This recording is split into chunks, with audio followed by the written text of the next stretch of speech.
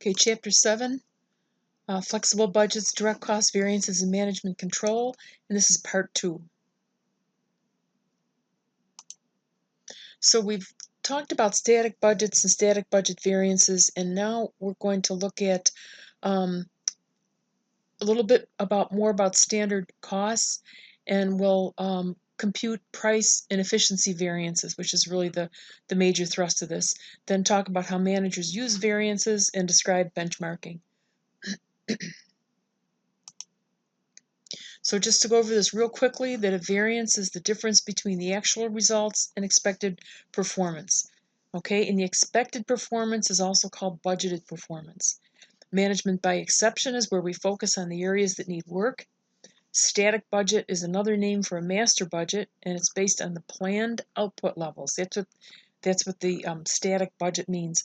And the static budget variance is the difference between actual and budget. Okay, that's what it is. Now, favorable variance increases operating income, and an unfavorable variance decreases operating income. So for revenue items, unfavorable means actual is less than budget. For cost items, unfavorable means actual costs are larger than budgeted costs. And variances start out, we calculate them at multiple levels, and those levels are identified with level numbers. And the broadest variance is a level 0 and is a very macro view showing the difference between actual and static budget operating income. So further analysis breaks down the level 0 into progressively smaller and smaller components, attempting to answer more detailed questions. Now, the sales volume variance is the difference between flexible budget and the corresponding static, whereas flexible budget variance is the difference between actual and the corresponding flexible budget amount. So let's take a closer look. If a level 3 variances provide details of our level 2 flexible budget variances. So if a company has, for example, an unfavorable material cost variance, we can find out if it was due to the company using greater quantities of inputs versus the budgeted quantities, or because we paid higher prices per unit of input. Okay, so there's a price and an efficiency component. If, for example, we've got a company that has an unfavorable material cost variance, okay, that would be a price variance. We can find that out that it was due to a company using greater quantities of inputs versus the budgeted quantities, or having to pay higher prices. So on this slide here we see these three variances. The formulas to calculate the price and efficiency variances are shown here. And these formulas work equally well for direct material and direct labor, but will not work for overhead. So the formula for price variance is actual price minus budgeted price times the actual quantity of input. Okay, and the formula for efficiency variance is actual quantity of input used minus the budgeted quantity of input allowed for actual output. Okay, that's the thing. So budgeted quantity for the actual output times the budgeted price of the input. Okay, the actual quantity of input used can be yards or pounds of material or direct labor hours or machine hours. And the budgeted quantity of input allowed for actual output, that means that we'll take the quantity expected to be used per output. So for example, 4 pounds of steel per item times the actual quantity or the actual number of items. As an example, if we made 10 units and each required 4.4 pounds of plastic, we would expect to have used 44 pounds of plastic. If we actually use 48 pounds of plastic, okay, that element of the formula would be 48 minus 44. If we made 10 units and each required 5 hours of direct labor, we would expect to have used 50 hours of direct labor. If we actually use 5, that element of the formula would be 55 minus 50. Okay, actual minus the budget. in level 3 analysis looks at the flexible budget variance, the difference between flexible budget and actual results, and explains it in more detail. So we're taking that one column and opening it up some more. We know, for example, from level 2 analysis that this web company, that's the company in the textbook, had an unfavorable direct material variance of 21.6. Just looking for it here. Here's our right here. 21.6 is unfavorable direct material variance. That means we spent 21.6 more for the materials than we should have.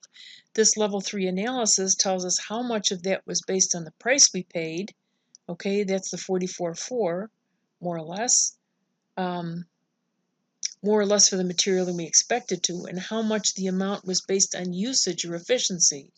And you can see that the situation is even worse than it appears. We spent $66,000 more than we expected to on usage here, okay, that's unfavorable, which was offset by $44,400 favorable purchase price variance.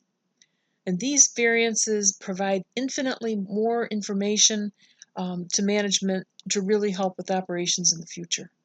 Okay? Here's an example of direct manufacturing label beneath it.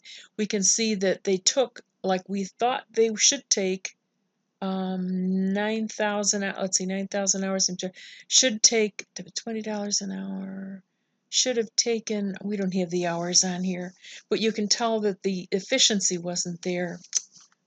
Well, 8,000.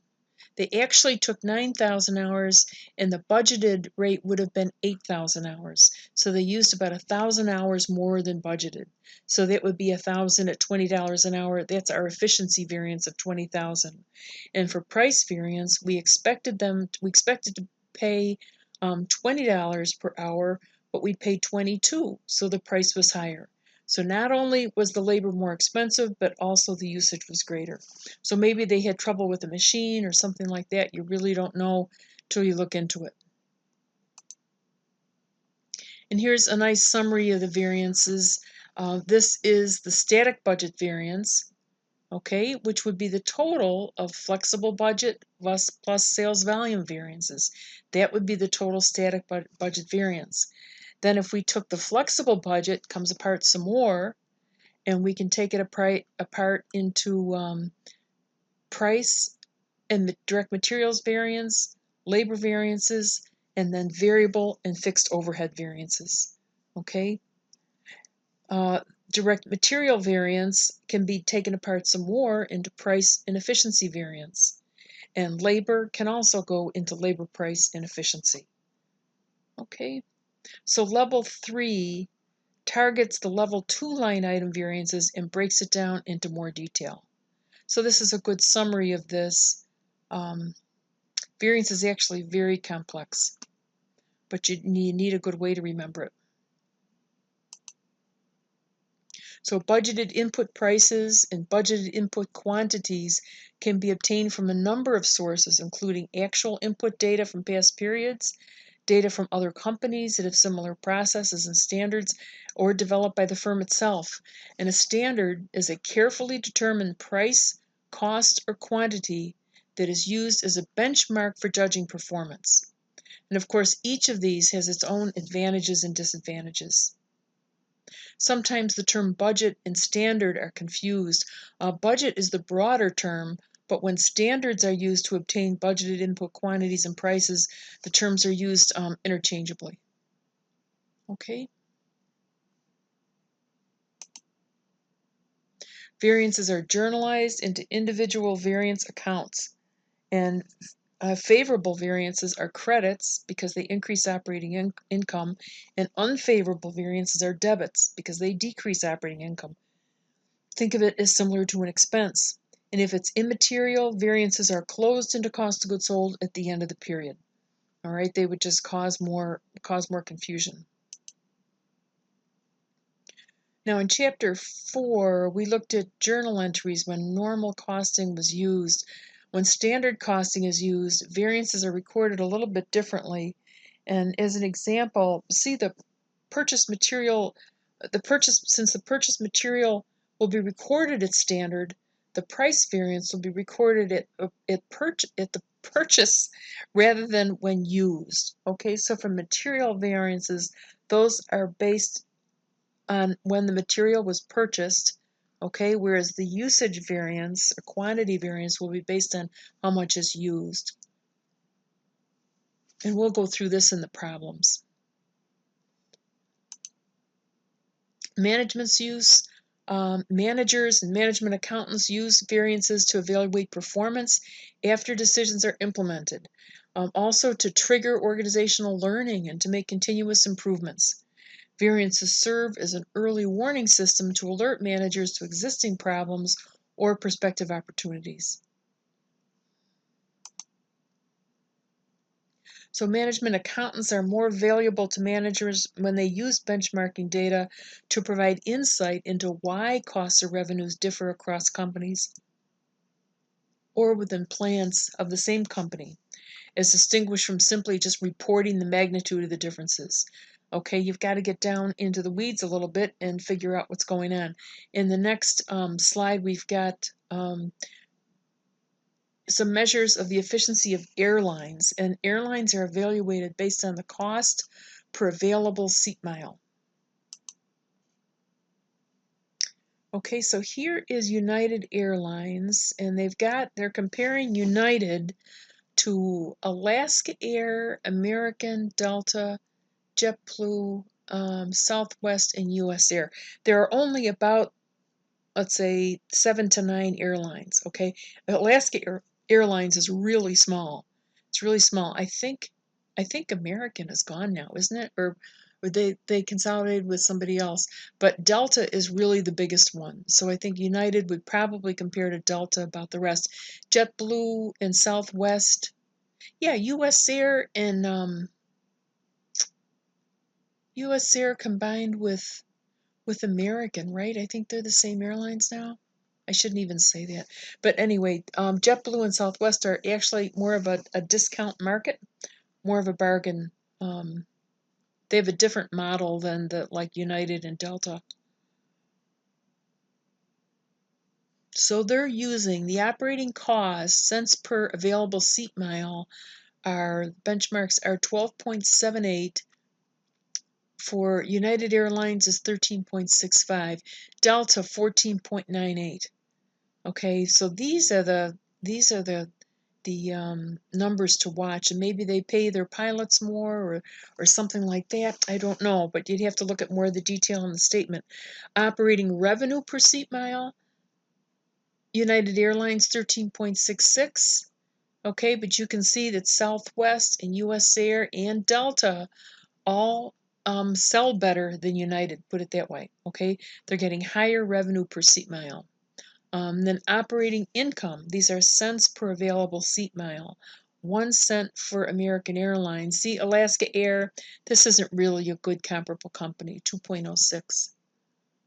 American, Delta is 0.47, 0.001. To me, it looks like United probably has some pretty big inefficiencies going. Southwest, 1.71. Isn't that something? US Air, 1.67. To me, Southwest is a really efficient airline. And this is from 2014. Yeah, this is a long time ago. Fuel cost, $4.30. These are all in about the same range. You can see Southwest, though, buys fuel futures, so theirs is lower. Delta's is pretty high. It's even higher, $5.50. Labor cost, $4.27. Okay, the average is $3.80, so they're paying more for labor. So isn't this interesting? And these are total available seat miles. This is really the best way to look at this. Delta has 212 available seat miles. I'm surprised United I think they're bigger than United Airlines now, but United is 214. But you can see how small Alaska Air is. JetBlue is also a very small airline. I used to fly them all the time. I didn't realize how small they were. But you can really see that Delta is the only really comparable airline here. Even Southwest, 131. Be interesting to see what these are now. Okay, so let's do some problems.